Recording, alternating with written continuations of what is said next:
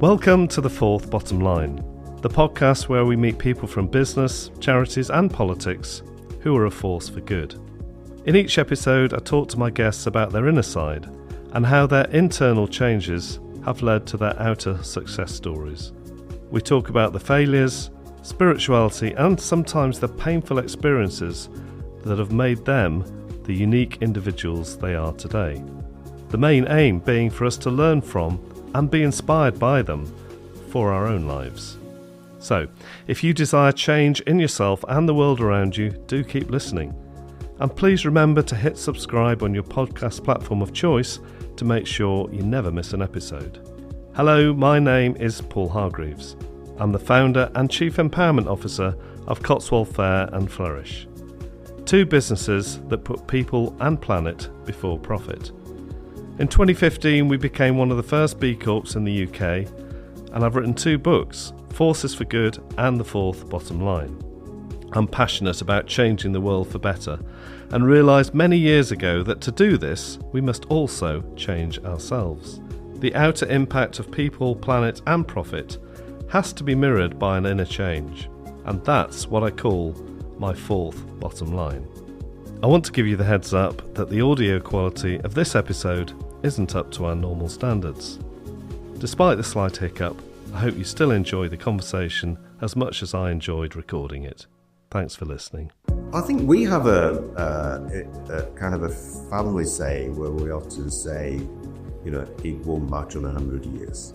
I have to think, actually, it won't even matter in 3 weeks. And I do think that is, let's not take ourselves seriously. Let's just get the job done and enjoy it. And I think that is really important. We've seen society's changed, hasn't it? Social media and other things in society make it a very judgmental, a very intense type of society.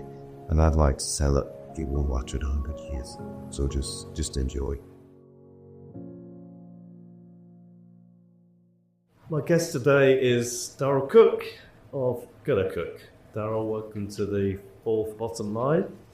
Thank you, Paul. It's a pleasure to be here. So Darryl is a private equity lawyer, a founder and visionary behind high-growth corporate law firm gunnercooke and its social enterprise, the gunnercooke Foundation, which connects business leaders with charitable organisations.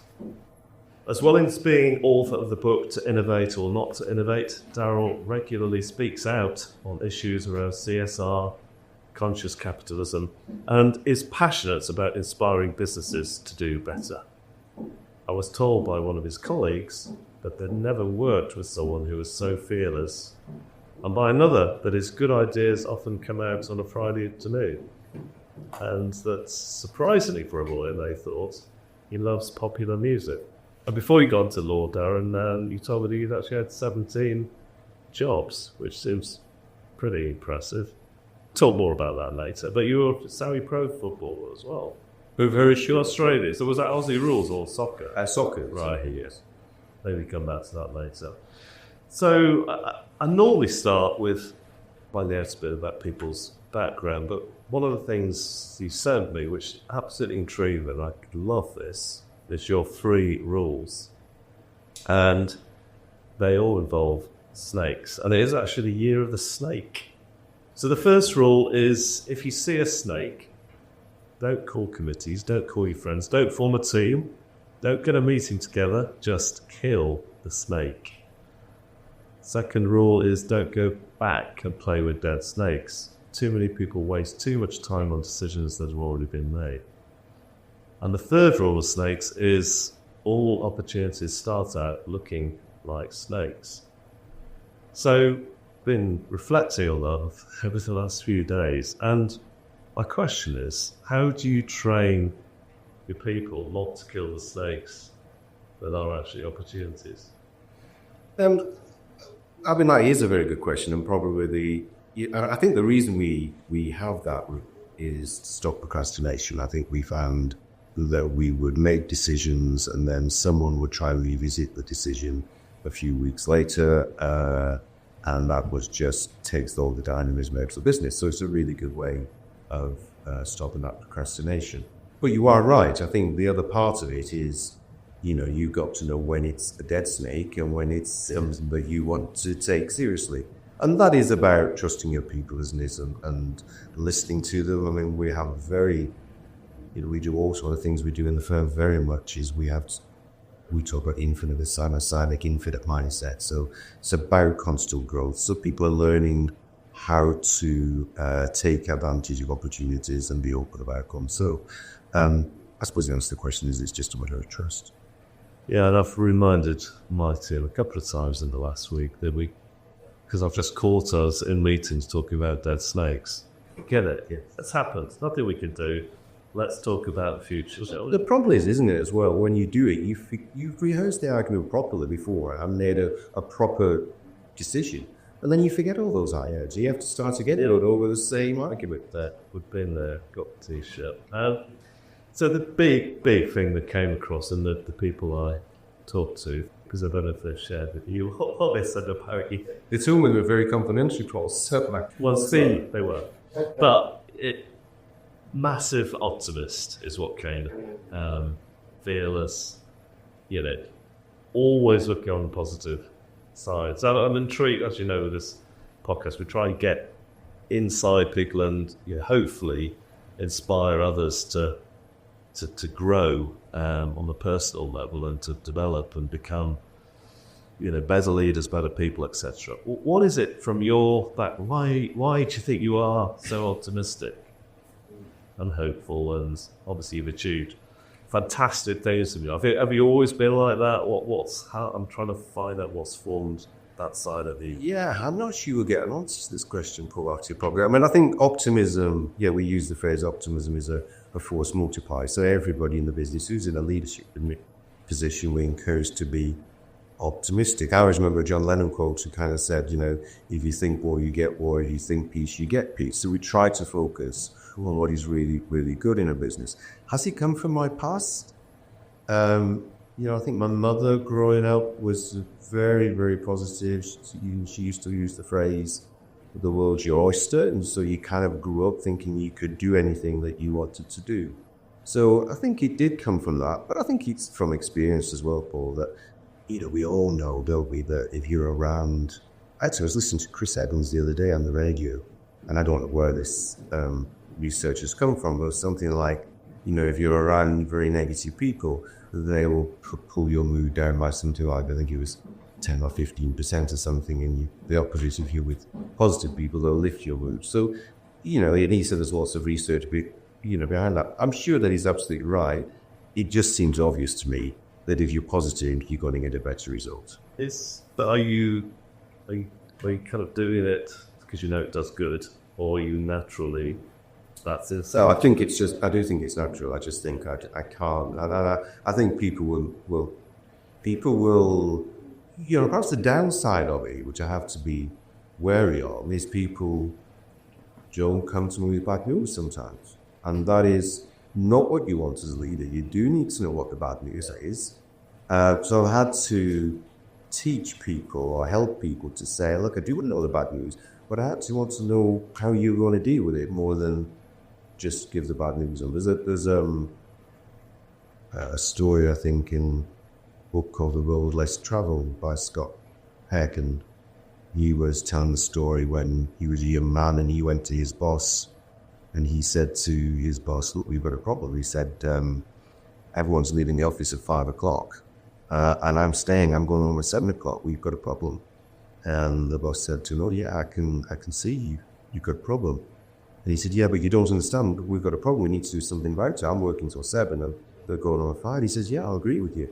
You've got a problem. And he went back to his desk very frustrated that his boss wasn't listening to him. But then he realized later his boss was basically saying, you've got to take that personal responsibility. So I do want people to come to me with problems, but I want them to think about it, come with some potential solutions that I'll then add to those solutions or change them or whatever. But I want them to have done the thinking and the dialogue. So the best way to do that, I think, is to try to be positive as much as I can. I think you are, Mark. For what I've seen of you, you definitely are, and you're very much a leader. Have you always been a leader? Were you a leader at school, maybe in the youth teams and things, or? No, I wasn't, to be honest. I was was had more entrepreneurial abilities. I would always challenge, which isn't great when you're at school, is it? Well, sometimes you get expelled. Good on I did. expelled. I didn't. Well, I didn't get that far, but I would challenge. So I wasn't in that typical context a great leader. But yes, I think once I went on to university and beyond that, I tended to become the captain of the football team or whatever. And who was the first person that believed in you when you were growing up, would you say? I tell you what, it's really interesting. That's a great question, Paul. I've probably not thought about it a lot, but I do remember when I wanted to leave. I did law at university, and I knew I wanted to be a lawyer, but I wasn't really sure why, or I was kind of a bit, I watched TV shows, see barristers and things like that. So I thought it'd actually be a good idea to go and become a barrister in London. And at the time, there was no real financial support for that. And there were no scholarships or anything. So you had to be quite wealthy to do it. And we didn't have that wealth to be able to do that. So I went to see, in the days when you have a good local bank manager, and he was delighted that I'd got my degree, and I was one of his clients, and took there for lunch. And I remember asking him, it's quite a long time ago now, that I really needed £4,000 to go and practice in London. And I think over that lunch, he agreed to give me £4,000, which is quite a lot of money. So, I'll always remember that. And I was back with his bank to give them a plug. And that was a massive support. And someone, he really did believe in me. Oh, that's a long time ago, so I know people, but I was just... And I don't think things exist anymore. No, this is around 10 people have flood, that's around, yeah. And, I mean, obviously law, you must have decided at some point to do law, I guess. Was that in the sixth form at school, or...? I think it was very early, 14, 15. I think it was, I did all the careers fairs that people did. I can't say it was incredible. I mean, I look now and I'm very proud of being a lawyer. I really do think what's central to our democracy is the rule of law, and I feel very proud of being a lawyer. But, at the time, I suspect it was more just through very superficial watching things on TV and theatre, and that was good. So that's what your motivation was it because you thought you'd gain quite a lot through doing that, or what was it that appealed? I think it was those days when doctors and lawyers had a lot of respect, and it seemed like a great career. And I wasn't particularly, I went to a good school, but I wasn't particularly, hard-working academically. But it was good enough to be able to get me into a good university and get me up to the next stage. And I always did enough to get there. I mean, I don't know you that well, I know you a bit. You're not very lawyer-like, because... But I feel that's it is a compliment, because a lot of lawyers I know, other lawyers, wouldn't make a good CEO because they tend to think down quite straight lines. To be an entrepreneur, you've got to think much wider. So where's that come from? Yeah, that's really interesting. And you kind of look, does it come from parents? I don't think it does. Or does it come from my experiences? It could have done. I've always been a very avid reader. I think a lot of it does come from that, changing my thinking all the time.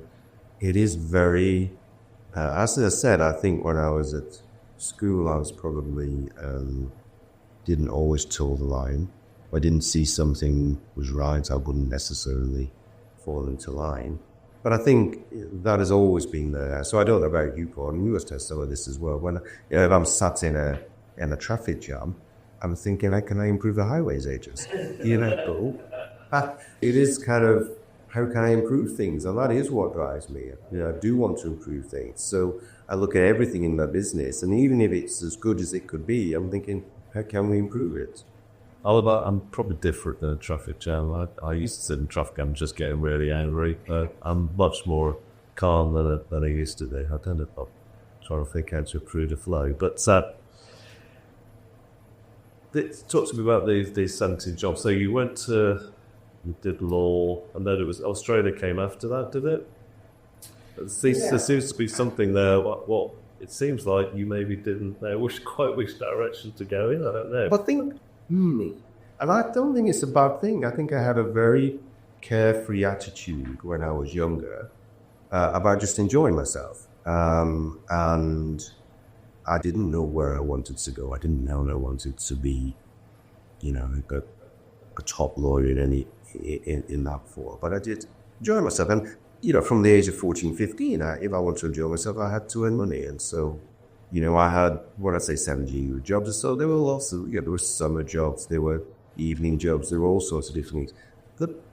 I think the fantastic thing about that was I just saw so many different people, so many different industries, so many different people.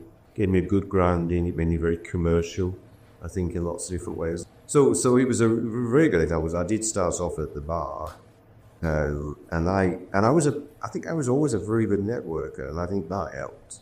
And I got to be offered a pupillage with a very, very senior criminal barrister, Treasury Counsel in London.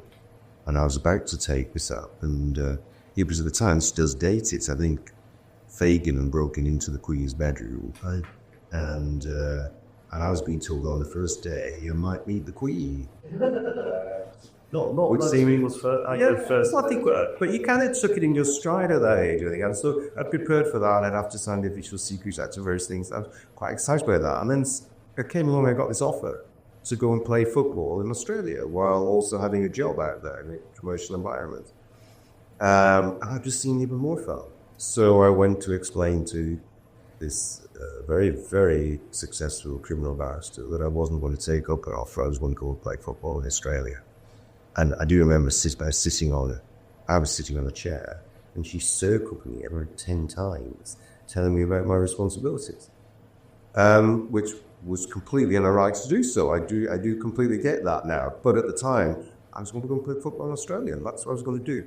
So I think I was fairly carefree in how I looked at things in those days. What did your dad think about that? They were fine. I mean, I had a very, they were, I tell you what, perhaps my parents were massively supportive. As I said, my mother used to tell you could do anything, and my father was just very proud and very supportive. There was never, I can't remember at any stage where they'd stop me doing it. You don't know how usual that is. For this generation, it's a similar age to you, I think, but my dad would absolutely freaked out. In fact, he did. So I only really worked for anyone else for 3 years, and then I quit the job, and then he went absolutely ballistic, saying I was throwing everything down the toilet. I can imagine, even worse, I've been a lawyer, getting to, got this great position, and go off and play football in Australia. If your parents were supported during that is very, very unusual, and perhaps has contributed to what you've done since. I think I always thought I was going to come back and be a lawyer. So I wasn't saying, and that's it, I've been stealing everything up. I just thought I was taking some time out and then I would come back. And actually what happened was, by putting me in that commercial environment, it was with a company that valued assets for insurance companies and for large fires and various things, etc. But it was in a kind of a job that was quite responsible, I think, at the time. And it gave me a very good commercial experience of understanding business. And I started to think I quite like that. So I came back and then did pick up at the bar for about 3 years. And then I thought, well, I actually do like industry and business. And I went to work for a company called Hargreaves, which was the 4th largest chemical pharmaceutical company in the world. And I worked at a lot of the subsidiaries at a very senior level, at a board level, very, very early on in my career. So I think it was never designed cool. It just kind of happened. But I was always good at making the most of my opportunity. So where are we up to now? How much of a gap is there between where you've got to your story and the starting of Darryl Cooke? Just fill the gap. Okay, so I then went into industry for about 3 years. But got a fantastic grounding, commercial experience on grounding. And then I thought, well, the thing I hadn't done, I was to just become a assistant. And I came back into law at that stage. Private equity was quite early in its development, and I suddenly loved private equity. I thought it became a choice of do wills and probate, start doing private equity, and private equity seemed very exciting, and it was quite exciting. It was about, people start off with a business with private equity, is all about growth. It's all about challenge and developing them. And so, and I worked with some amazing chief executives then over a long period who taught me a lot, some of those chief executives. I think what happened was, so I was at, one or two of the very, very large law firms in the country, and just a big admirer of lawyers, but was very frustrated in how they're run. And still are. I think they're run not for the benefits of the lawyers and not for the benefit of the clients. I mean, they have this module which they call, where they earn my profits per pilot. That is exactly what, I mean, these sounds obscene to have a KPI like that. I didn't think about it. But that is exactly what drives them. And that's why I think people, Christian lawyers, it's all about how many hours can they do. And so every year is their judged on how many hours they put in, and therefore how much the bill for the firm. And I just thought the whole model was obscene. I thought it didn't serve his clients very well, but more importantly, it didn't serve lawyers. Yes, and they end up getting burnt. I mean, I bet some, similar age to me, they're finished. They've actually got loads of regrets about their career because they haven't spent the time with their kids. They haven't done the stuff they wanted to do when they were 20, and huge amount of frustration. So I'm picking up that you were also feeling that frustration. I think that's absolutely right. And I worked hard like those lawyers for that time. And, I began to look at it and challenge it and think, why are you doing this? And I think the other thing, I think a lot of us, I think thinking is underrated. I think sometimes you really have to sit down and get under the skin of things to think about it. And I began to think, what are the really big questions in life? And, I came up with I think there are three really big questions that we have to answer. The first is, when you leave home, are you going to share your life with someone? And if you're going to do that, how are you going to go about doing it? Or are you going to share your life with someone? Because you're going to spend every day with them, so you've got to choose the right person. You've got to make every effort to choose the right person. The second one, I think, is very much, is there a God? Do you believe in God? Have you got a faith? Not saying you have to have a faith, but have you challenged yourself? Have you looked into it?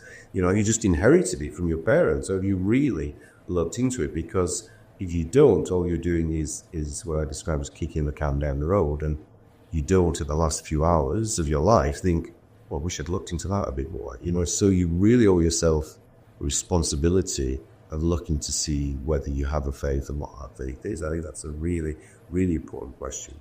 But then the third question, which I couldn't really do anything about those two, but the third question is what I call the Socratic question, which is, how do you want to live your life? What does it look like? What's the purpose of your life? And that was the one that caused me then to think, actually with lawyers, very intelligent people, are they really challenging themselves? Is there a model where they can make a decision to prove their life? We talk now in the firm, when people join us, I always say, you don't want to get to the end of your life and wish you designed it differently. So when they join us, it's far more of it's not about just taking a lawyer in to join us. We don't do business plans and things like that, but we sit down, we have an operating enterprise model where we talk to them very carefully, produce a 2-page document. A lot of thinking goes into it. What are their values? What's their passion? What's their vision? Where do they want to be in 10 years? Where do they want to go in 3 years? What are they reading? There's all sorts of different questions for them to really focus on. And then we give them a coach. Once they've done that thinking and they've worked out what their vision is, where they want to be, we give them a coach to work with them. And they do that before they join us. And they continue it after they join us. Well, it's interesting. How long before they join you does that coach?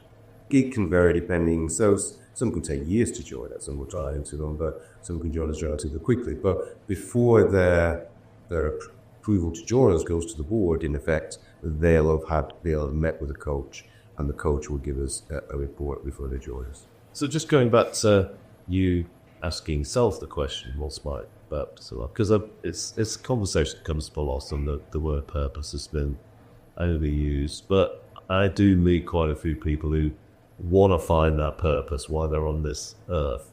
And you seem to be someone that's got quite clear sense of dharma. The Hindu word is a sense of being and why you're here.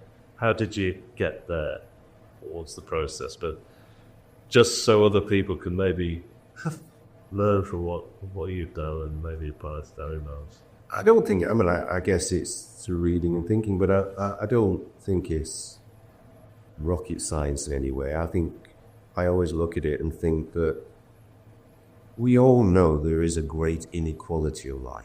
There is a great inequality, and I don't think whether you're left wing, right wing, whatever, you wouldn't deny that. And I think it's how do we address that inequality, and in some ways we're not going to address it by, people, middle class people live in nice, leafy environments, they have nice healthcare, the children go to nice schools and things like that. We're not going to stop that. We're just, no matter what you do, you're not going to stop people doing that. You're not going to move people into deprived areas or stop them sending their children to good schools. You're just not. So I think the focus is on how can we help, and how can we help others to bring them up and get the opportunities that I've had or that others that we want people to have. So I just think I do think it's responsibility and a duty. But actually it's got to be more than that. We don't, if it was just responsibility and a duty, we wouldn't do it, I don't think. So it has to be enjoyable as well. And I have to say, I get massive.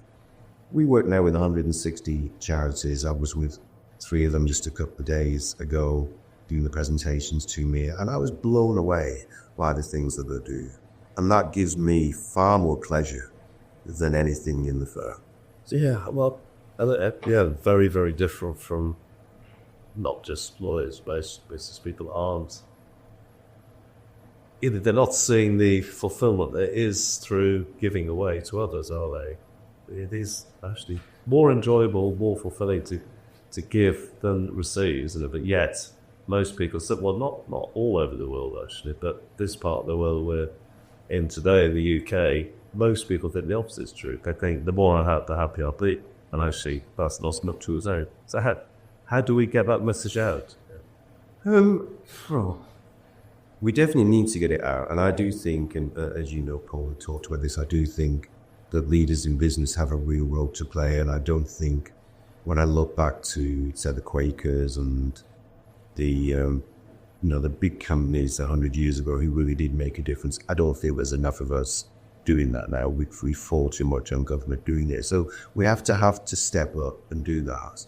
But it has to be enjoyable. It has to be fun. You've got to get that fun out of it. And I kind of look at the old CSR and think that it didn't really work. And so you need an authentic leader who wants to do it and enjoys doing it. And then they've got to get a group around them and enjoy doing it. And they've got to get a wider group to do it. So I think it has to start with the leader who shows that leadership. But very quickly they'll find followers who want to do it. And it will very quickly spread. It's got to come from the heart, because that's what people follow. If it's just a mind thing, another thing you have to do if you're running the company, how exciting is that? Not really.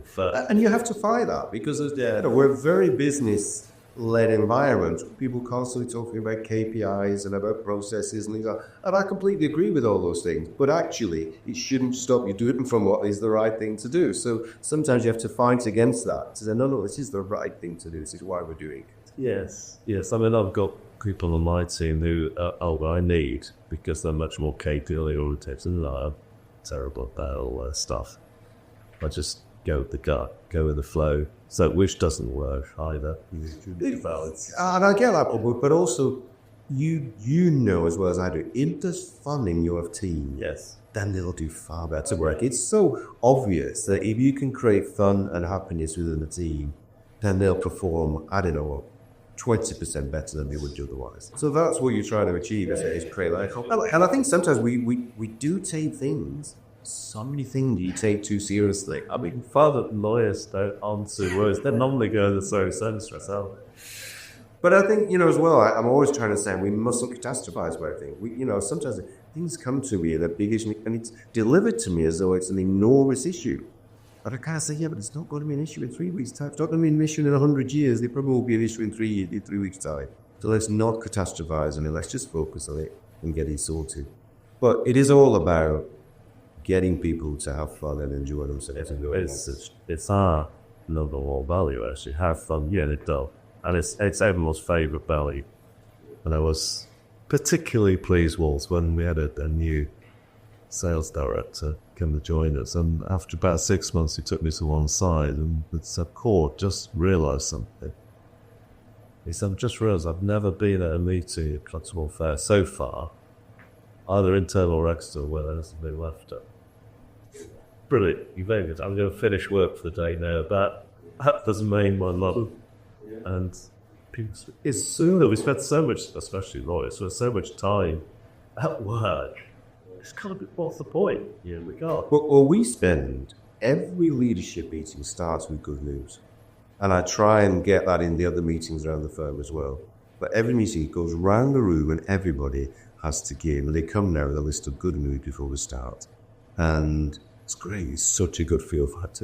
And do you to get people saying, "Actually, I'm feeling really crap today. I haven't got any good news"? No, I don't want to encourage that either, really. But no, look, I don't want to get away from what we are. Support people are having problems. I want it to be a really supportive environment, and I don't want people to pretend and come with good news. Because there's always good news in the department. There's always something good that's happening. I mean, it is quite funny because our compliance director, we always joke, he probably has the least good news when he's coming to us because, he deals with, issues that we don't always want to deal with. But he does it with a smile on his face, And then we deal with, like everybody else, the big issues that we have to deal with. But, it sent the meeting off on a good tone. So, just back, I want to touch on the start of gunnercooke, because someone told me you locked yourself somewhere for a week on your own. Is this right? And he emerged out of being on your own in that shed somewhere. I did go away for a time and early on, and I went away to a monastery for a very long weekend. It was supposed to be a silent retreat. I wasn't very good at it, but when I did meet parents and go and have a pizza one evening, I wasn't supposed to be. Well, it was on my own, but I'd gone away for a few days to do some thinking. So a lot of it did come out of that. It was a reflection of but I think, to be honest, it's been going on for a long year. I've been thinking there must be a better way, of doing what we do. But yeah, I did go and have that silence. It wasn't very silent, actually. It was very noisy pizza house. So let's talk about emotions, because, again, sorry it's a stereotype, lawyers, but sometimes the emotional, that is probably not a requisite for the job, that they're too emotional. But, you strike me as someone that's got more highly developed emotions than some business people up and that. Is there, how well do you feel connected to your emotions? Is it really?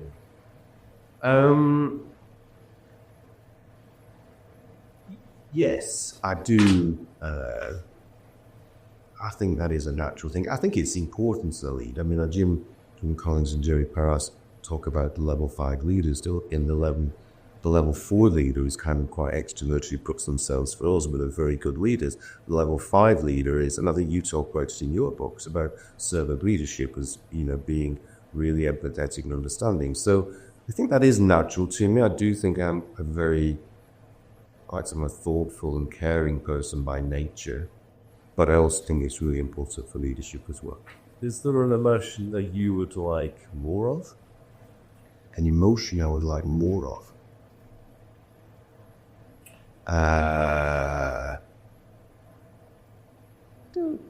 No, probably not. I think. Have you got something written down? No. Oh, all right. I don't necessarily. I think sometimes I do think it's really interesting when you talk about, you're going off to see Manchester United tonight, and you talk about that Sir Alex Ferguson used to have his hair dryer treatments and got very, very angry with people. And I think I remember reading about that. It was obviously very deliberate. He knew why he was doing it. He hadn't lost the plot. He knew why he was doing it. And sometimes you have to do things. People talk about a burning platform, and sometimes you just haven't got time to do things. You have to get angry. So it's not a wrong feeling. So I think all feelings and emotions are good, but you should be able to explain them after. Yes.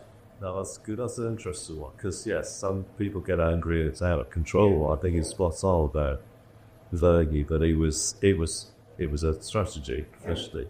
I think it is okay to be angry sometimes. And I call it passion.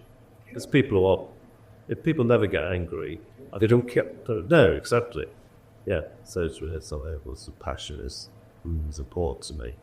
What has there been? I mean, there must have been low points in your journey. Oh, and maybe just pick one. And what did you learn through that? Was it a good, on reflection now, looking back, for me, there's some really awful things that have happened, both personally and in the business. But I'm probably really grateful that they've happened now, because they helped change me as a person. I'm just wondering if there's anything like that for you. It's quite a hard question for me to answer, Bob. The reason is there are loads. I don't think that anybody as an entrepreneur that's started or something has got loads of failures in their biography. Oh, I suspect my strength to that is I forget. I move on really, really quickly.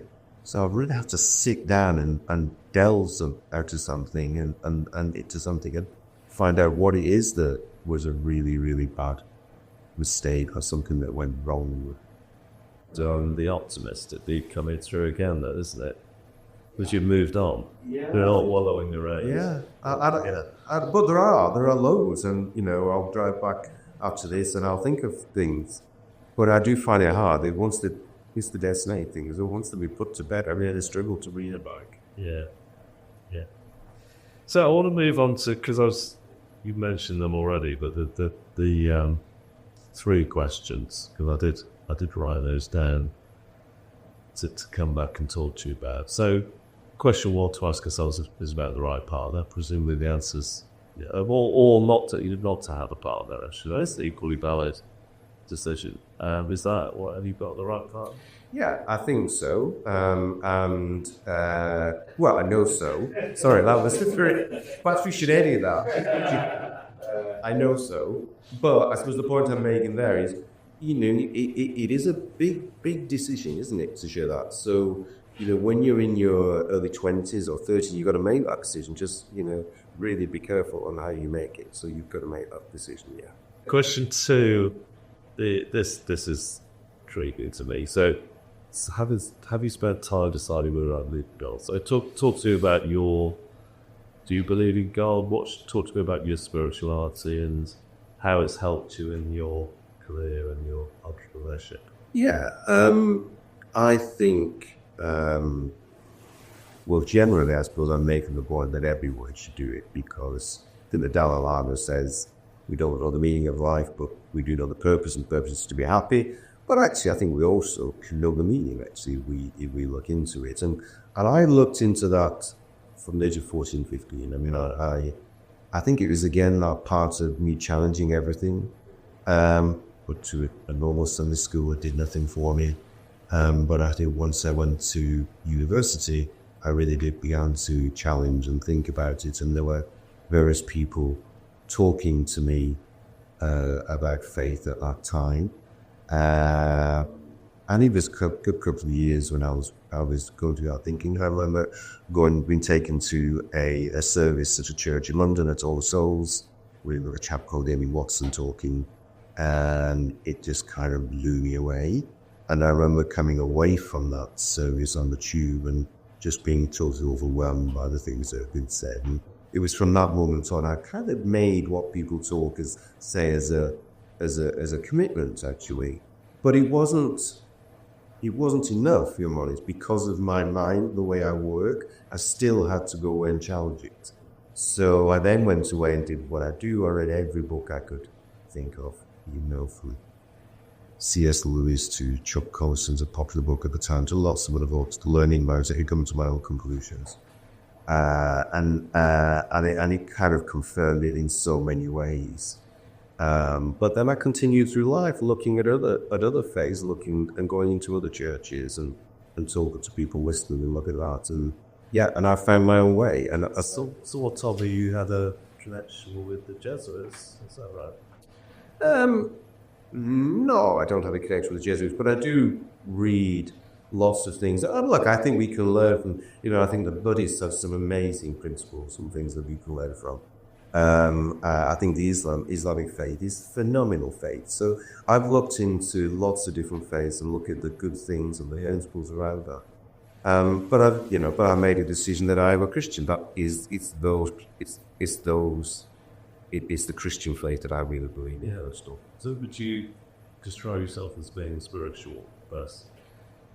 I'm more a spiritual person than I am a religious person. Yes. I think that I didn't want us always to because I've struggled with some churches and some people who go to churches, to be honest.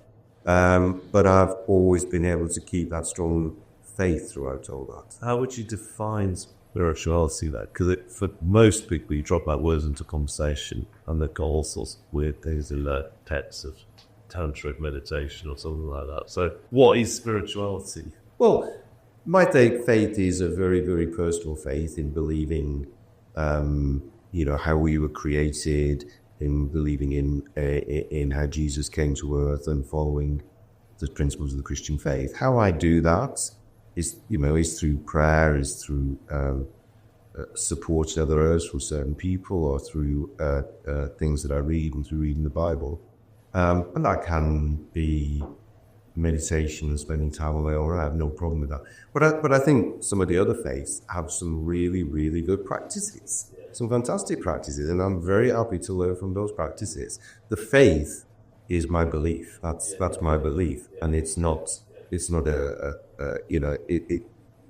I believe in the Christian faith more than I do in other faiths. Yeah.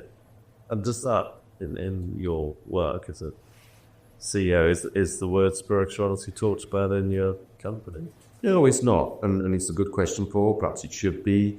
I don't hide my faith, and I'm not concerned about it because I don't have any, I'm not critical of anybody else's faith. And I'm very, we've got some amazing people with really strong faiths that aren't the same faith as me. And they're amazing people, and they've made that choice and that decision, supportive of it. So I would never push my faith on anyone else.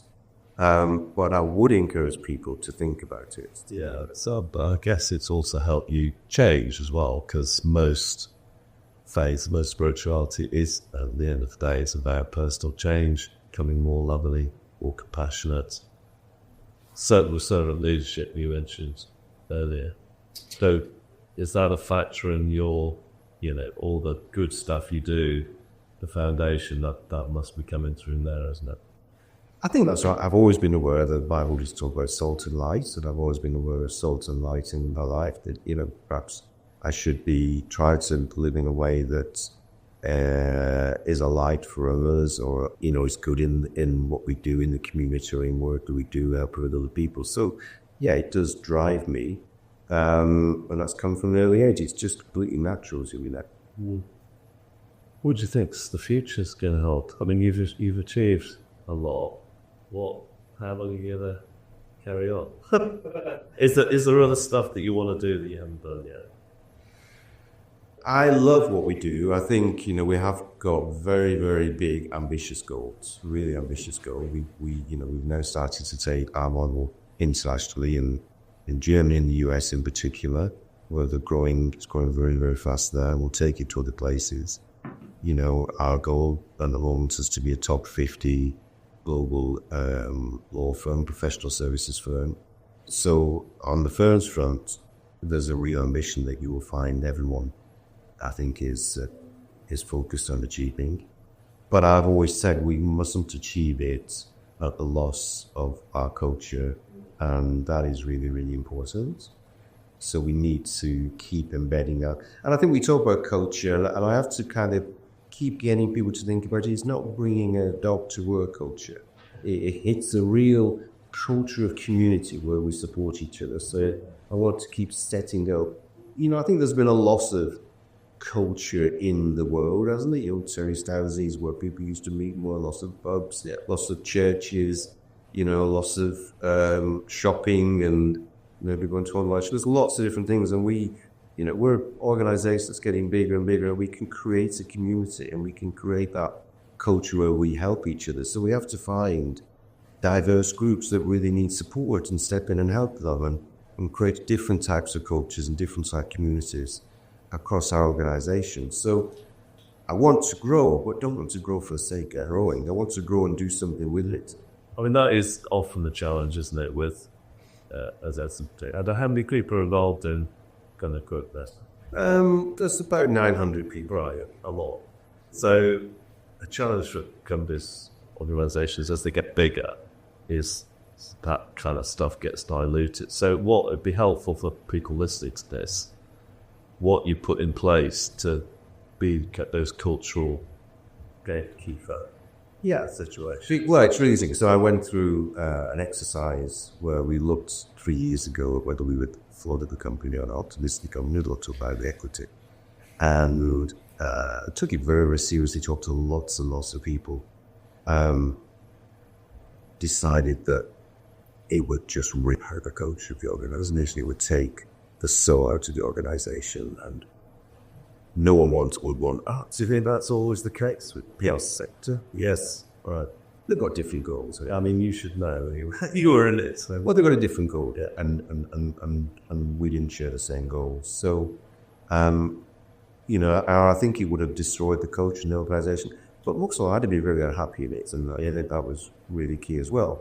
So we've gone through that process now, and it was really interesting because I actually think that, so I've got two boys who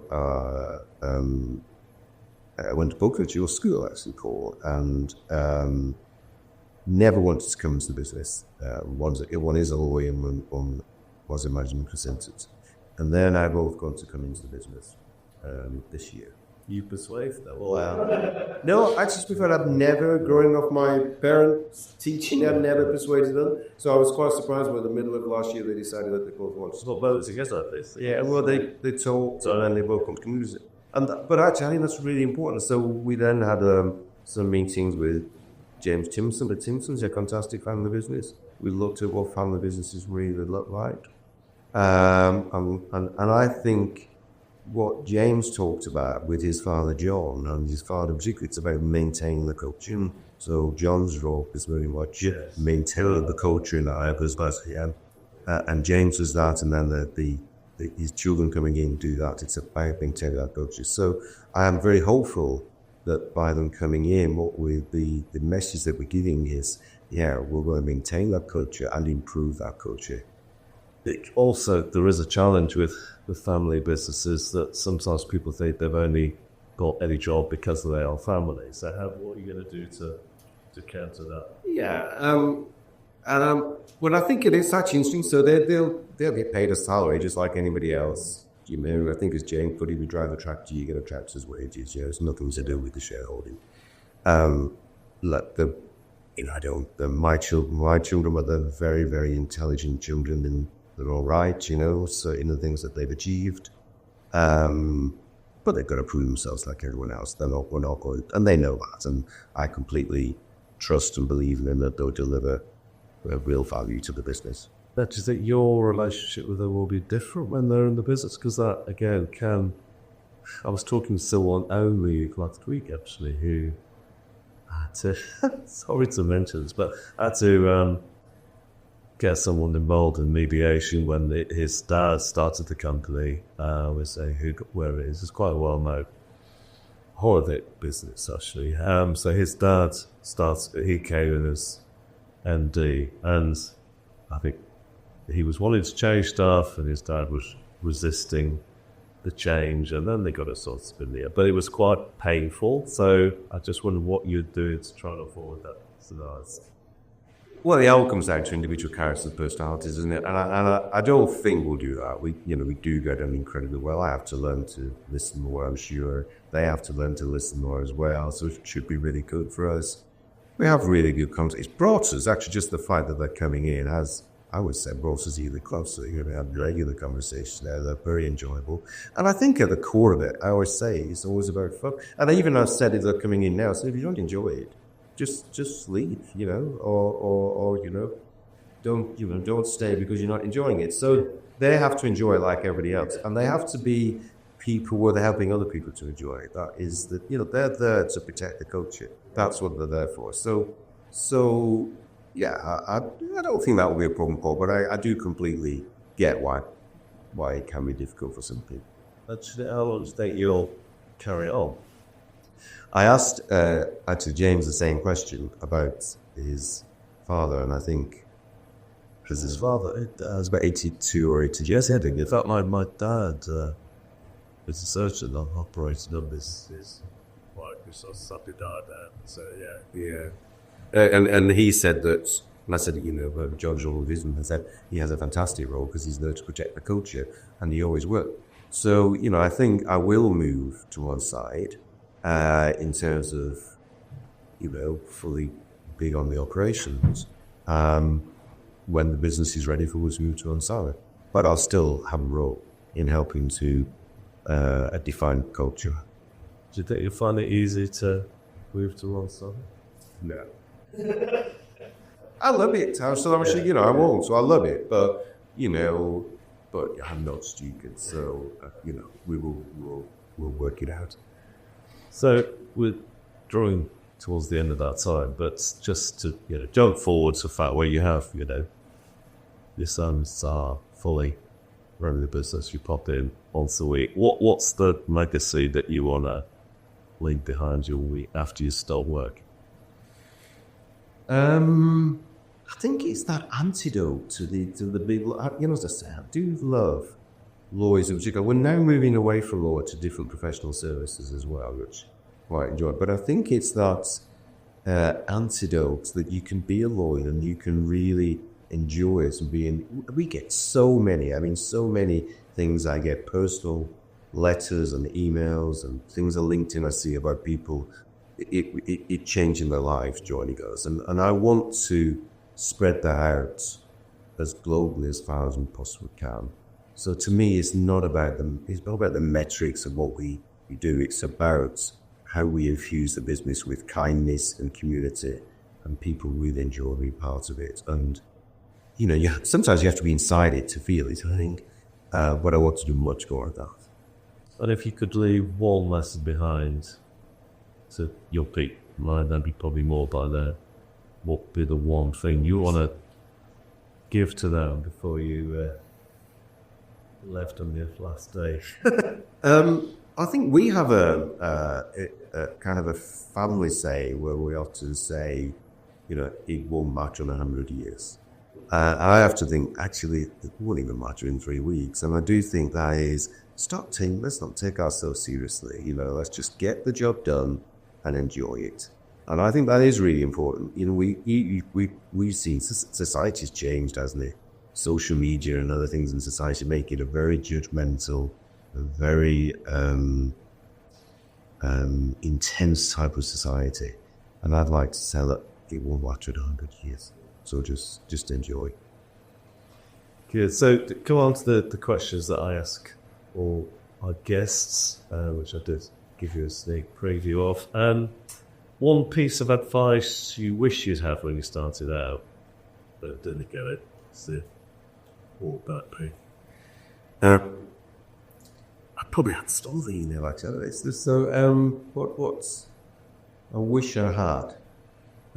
So really, it's a difficult album, Paul, again, because I do think one of the things I do is I do think I'm a good listener, but what you have to do is you can't always take someone's advice because it's not always totally relevant to you. So I think I'm very, very good. I do have a very open mindset, but I then take it away and see what bit's relevant to me because it's not always relevant to you. So I wouldn't say I've ever ignored anyone's advice. And I kind of think of something that I've ignored or deliberately ignored. But I will have changed lots of advice to make it relevant to me. Yeah. And if you could go back to your just graduated with your law degree, is there anything you would tell to your younger self? I tell you, one of the best pieces of advice I've always done is in my first week at university, I went to a guest lecture with the Lord Chancellor who came to give a talk to all the young students. And I sat next to this guy. I think we'd just We'd just been trying out for the football team when we came and sat down together, and he asked a question to the Lord Chancellor. And I can remember this question to the day. I cannot remember the Lord Chancellor's name. That's really aside. I remember this question, and he said, someone said, what's the best advice you can give to your lawyer? And he said, take lots of baths. And kind of everyone, thinking dirty students or whatever it was. And he said, always take time out or look at where you're heading. And then that was kind of cemented later. I worked with a charity called Care for the Family very early on with a chap called Rob Parsons who set that up. And he used to talk about kicking leaves. He would say, get outside your business, get outside yourself. Yeah. Go and reflect and kick some leaves. And then even when even Stephen Covey talked about sharpening the sword. So I think it is always never settle and be happy, always just be outside yourself. So I think that is the best advice, which I did get, is always stand outside yourself and got no peace. And a lot of people, that's particularly in business, we're in this productivity culture, aren't we? Doing, for most of my life, leadership, whatever, I was what I would now call a doing leader. Everything was about to-do list, getting through, productivity. I still have much to do this, by the way, but I'm now much more a being. I'm much better than a water. Yeah. Dropping everything. The good thing is, you see things from a much wider perspective when you get out of it, don't you? I'm always very skeptical of people tell me how hard they work. Yes, because, actually, I'm not really interested in hard work. I don't want to work that hard. No. I want to really think and work that way. Yeah, exactly. Yes, it annoys me when people... They say there's always not massive virtue showing your time, then yes, that's true. And actually, I strongly saw you fella. Yeah, absolutely. And from, list of 50 leadership characteristics from the fourth bottom line, which isn't an exhaustive list, but it's quite a long list. Is there any particular one of those that we feel that, yes, I must work a bit harder on that? I think I love your book, actually, Paul. It's really, really good read. I'd recommend it to anyone because it does make you think all those characters. If you have, smashing all those qualities, you're going to be a good reader. Yeah, I'll still work on it. Yeah. And we all are here. But I think the thing that stands out to me is the first one, and that is being self-aware. And actually, I've given this when we spoke at our symposium, and I know nothing with that symposium. I talked about self-awareness then, and I used the quote that you use, or the Tasha Ulrich in the stuff that's 90 to 95% of us think we're self-aware, but only 10% are. And I think that is absolutely right. And I'll be one of those people who thinks they're self-aware and isn't self-aware. So I think that's a constant work in progress. If you then become self-aware, then the other ones you can deal with. Yeah. So I think that is, to me, the most important one. I do like, and I think it comes as a lot of others, is you have to be empathetic and really think about it as that level 5 leader. That I think we have a lot of, particularly in government now and places, a lot of sociopaths who've gone into leadership, which is really disturbing. And if you really want to be a good leader, you've got to really understand and care for your people. Yeah. Let's leave it there. Thanks, Darryl, so much for joining us today in your very busy schedule. We really hope you enjoyed this episode of The Fourth Bottom Line. Please hit subscribe to make sure you never miss an episode, and do leave a rating and a review wherever you get your podcasts. And if you want to learn more about my work, follow me on LinkedIn, visit my website, paulhargreaves.co.uk, or look out for my 2 books, Forces for Good and The Fourth Bottom Line. Thank you so much for listening.